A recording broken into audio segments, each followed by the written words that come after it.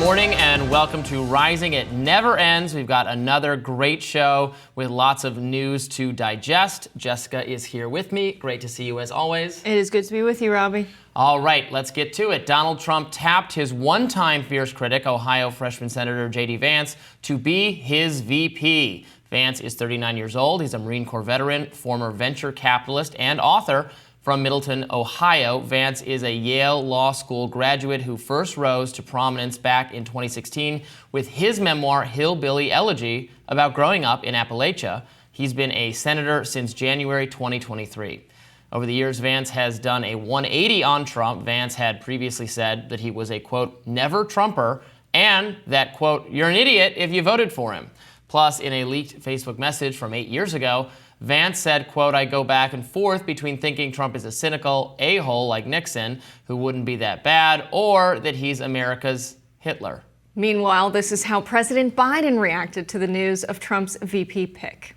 A clone of Trump on the issues. A clone of Trump on the issues. So I don't see any difference. Biden also tweeted, quote, here's the deal about JD Vance. He talks a big game about working people, but now he and Trump want to raise taxes on middle-class families while pushing more tax cuts for the rich. Well, I don't intend to let them. The Biden-Harris campaign has also been resurfacing clips of Vance expressing controversial views on abortion, Project 2025, and suggesting women stay in violent marriages. Let's watch. And this is one of the great tricks that I think the sexual revolution pulled on the American populace, which is this idea that, like, well, okay, these marriages were fundamentally, they were maybe even violent, but certainly they were unhappy. And so getting rid of them and making it easier for people to shift spouses like they change their underwear, that's going to make people happier in the long term. And maybe it worked out for the moms and dads, though I'm skeptical, but it really didn't work out for the kids of those marriages. And I think that's what all of us. JD Vance himself is married to an accomplished lawyer who clerked for Supreme Court Justices Roberts and Kavanaugh, and also worked for a California law firm that describes itself as, quote, radically progressive. But many are also applauding Trump's pick. In a viral tweet, Senator Lindsey Graham said, quote, Senator JD Vance has one of the most compelling stories in American politics, overcoming so much adversity in his life. He understands the struggles of working Americans as he's walked in their shoes and has become one of their best champions.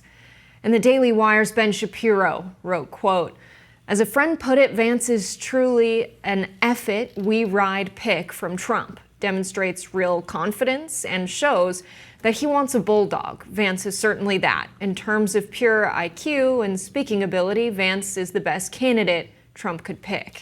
But it wasn't just conservatives who had kind words for Vance. Independent journalist Li Fang writes that Vance's record, quote, shows a relatively high degree of cooperation with Senate Democrats, particularly on populist issues for enhancing oversight over corporations. He notes that Vance co-sponsored legislation with Democratic Senators Elizabeth Warren and Bernie Sanders to cap the price of insulin, and signed on to Tim Kaine's legislation to repeal the authorization of force in Iraq. Fang writes that in many ways, Vance is the most pro-worker, anti-war running mate of any Republican of the modern era. So the choice is made. We reacted a little bit to this yesterday in real time. Conservatives broadly seem extremely happy. Many of the kind of talking head liberal pundit class in full meltdown mode. I watched a couple hours of MSNBC last night. Joy Reid, Rachel Maddow, Nicole Wallace, those kinds of people were terrified of Vance, to put it mildly, saying that, and Van Jones said this on CNN as well, that Vance is actually in some ways more dangerous than Trump because he seems, despite having been a very vocal anti-Trump person himself when Trump first came on the scene, Vance seems now even more committed to much of the Trump agenda than Trump is himself, more sort of ideologically pure in his own way, although, as I noted, his ideological purity for him is on some economic issues actually more in line with the left. Now, I know you were very critical of his rhetoric. You think his rhetoric is insincere, but I did read Li Fang's Substack about all the examples of him doing. He seems to, he works more closely with Democrats than virtually any other Republican, funny enough, on some of these worker-related issues. You know, I've slept on it since we spoke yesterday, Robbie, and I still feel the same way about JD Vance. That's fine. So I think that Lindsey Graham saying he's overcome so much. He grew up working class. He has family members who have been in the opioid crisis. So do I. Should I be vice president? Well, the Republicans would say no because I'm a woman, but for other reasons, you have to also sell yourself out to the largest corporations in America. Yes, he wrote this wonderful book about how difficult his upbringing was and how incredible it is to grow up in a working class family and make it to the Ivy League. Great job. I did that too. Again, the GOP is not going to make me vice president, but what did JD Vance do? He started a nonprofit to address the opioid crisis, an issue that a lot of Americans can relate to and rally behind. And then he hired the spokesperson for that organization to be someone from Purdue Pharma, the very organization that had criminal charges recommended against their executives under the Bush administration.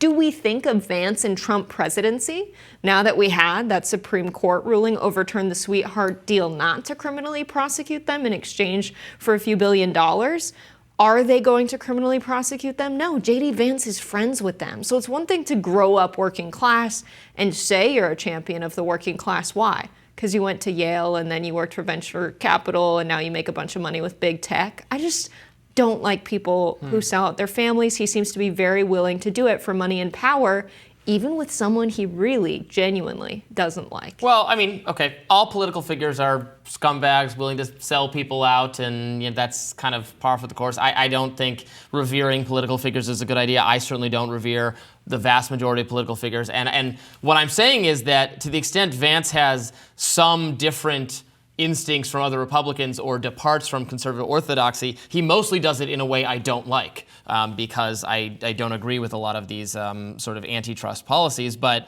I don't know, if I were a Democrat, if I were a progressive Democrat, I think I would be happy that he's the pick because he co-sponsored legislation with Dick Durbin to require price transparency and Medicare coverage status on pharmaceutical advertisements.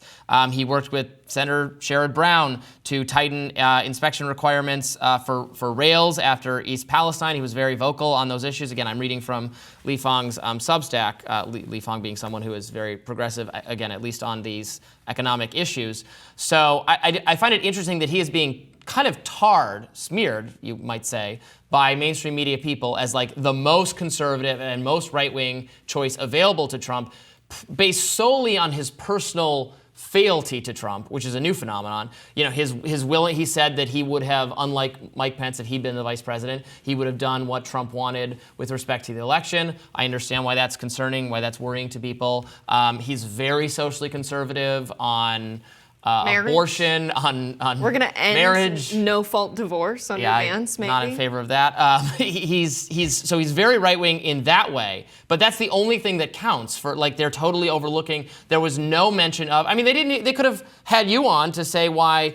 Well, Vance is being portrayed as a friend of the working class and has worked with Senate Democrats. Here's why I think his rhetoric is insincere. You have way more knowledge of this than they do. They're not even talking about that. They don't even know what his economic policies are because they can't see past the giant looming January 6th bright light. Right? I mean, when you grow up super privileged and, you end up being a figure in mainstream media, you don't think about economic issues. They've never been a problem for you. But abortion is something that maybe could affect them personally. No-fault divorce is something that could affect them personally. And that's the problem why so many mainstream media figures, never having to struggle economically, not knowing what everyday life is like, are bad people to vet potential vice presidential picks. But I will say something nice about Vance. He's doing a very good job showing us within the right in America who is pro-monopoly and who is not. He was called on NPR this morning by Jonah Goldberg. I saw on Twitter, I didn't listen, a right-wing Bernie bro. So it turns out Bernie bro all along just meant populist, Robbie. Yeah. But what about the taxes? How do you feel about the prospect that Vance and Trump could again either raise taxes for middle-class Americans or not cut them as much as corporate profits? You don't like taxes? No, I'm against taxes. I want them to cut taxes for everyone. rich people, middle-class people, poor people. Poor people should pay zero taxes. Everyone should pay zero taxes. I want to, shrink that government. Well, the old saying, the Reagan era saying, we want government so small we can drown it in a bathtub. That's the way I want it. I have concerns that a Vance type person is going to lead Trump the other way on taxes, regulation, size of government as it pertains to economics, whereas, excuse me, a more garden variety Republican wouldn't have. So this is not, this was not my favorite on like the list. You make it sound so nice. The 6 people. Garden variety Republican. Well, on the list of like the 6 people Trump was most likely to pick, Yes. I'll just be totally honest. Vance was number 6. Was my least favorite choice. I was hoping for Burgum, Glenn Youngkin, Vivek, Tulsi, people who are certainly not all the way libertarian or even would describe themselves as libertarian, but have some libertarian instincts on some issues. The only place where Vance, I think, can be credibly described as moving the party in a libertarian direction is foreign policy, which we should mention briefly. I don't think we talked about that yesterday when we brought him up. He is definitely critical of Ukraine funding.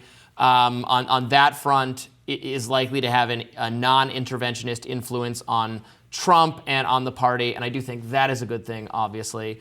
Now, on Israel, he seems just as hawkish as anyone else, if not more so. Which is a little terrifying. I don't think we need any more of that. I think we're also a little concerned about what the cabinet might look like. Maybe we'll hear more about that in a second. But I will say one thing that's good about this is finally people are contending with, if you're critical of big government because you don't think a group of elites should have a lot of power over everyday people in the country, you should also be critical of America's biggest corporations because they exert similar power and authority over people. Yeah, I get that, but then the solution often proposed by progressives is that, well, then we need the government to have even more power so that it can monitor and regulate and maybe break up these corporations. And it's like, well, even if the corporations have too much power, the government in the process of addressing this ends up with the most power of all and then wields that power, I would argue, in ways that are not beneficial to the American consumer, that are sometimes bias, like the things conservatives worry about with big corporations, like censorship, for instance, which is a legitimate issue. It's an issue we talk about on the show a lot. That it's like, well, so you think I agree that's a problem, but then the answer put up by the progressives is to have more progressive bureaucrats in charge of the speech restrictions online, which is going to end up being worse than the corporations' policies would have been in the first place, as we saw from the Twitter files and everything, where, as it turns out, the corporations themselves had no great lust for censorship. They were being extorted to do it by government forces. But maybe we'll get a national referendum vote on whether or not to break up big monopolies in America, and we're going to get PragerU videos like, here's why monopolies are actually kind of good. Our analysis. It's going to be really fun. Well, Monopoly the board game, that's a terrible game. Very easy to win it every time. Just buy the red and orange properties and don't upgrade your houses to hotels. Just you want 3 on each, and then you run out of the supply and nobody else can upgrade their stuff. You win every time. More Rising right after this.